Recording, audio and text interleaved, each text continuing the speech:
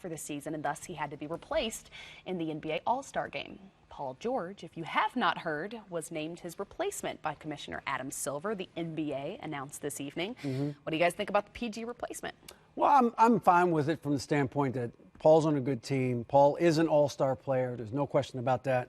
And the fact that the game's in L.A. and that's the city he calls home and the area he calls home, it'll be a big deal for him. And I'm happy from that standpoint. I thought Lou Williams should have been on. I wanted Lou Williams, I should say, to be on the team. Can I tell them what happened in the meeting when we were talking about potential replacements? I asked who should replace DeMarcus Cousins. He says Lou all day. Lou all day. Sounds like. I thought he said Lou all day. Yeah, which would be an interesting discussion. That's what I said. Well, I'm standing at the table. Everybody, I go Lou all day. Y'all look to me like, what is wrong with you? I said Lou all day. An interesting Lou all day. I'm like, no. An interesting Those meetings, boy, I tell you. Right, that's why people should see that as well. No, they should. You want it? No, it's fair.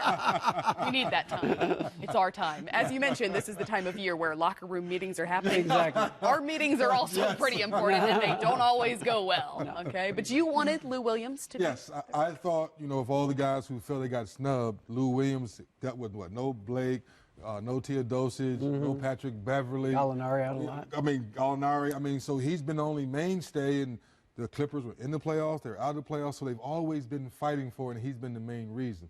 To your point, Paul George is a all-star player all the time, leading the league in steals this year. So I thought all that was key. And as OKC is figuring out, he's been a major part of that. So I'm not mad at him getting in. And it'll be a coaching decision as to who will start. Who starts? That's right. Place. That's right. So Mike D'Antoni will make that call about who starts.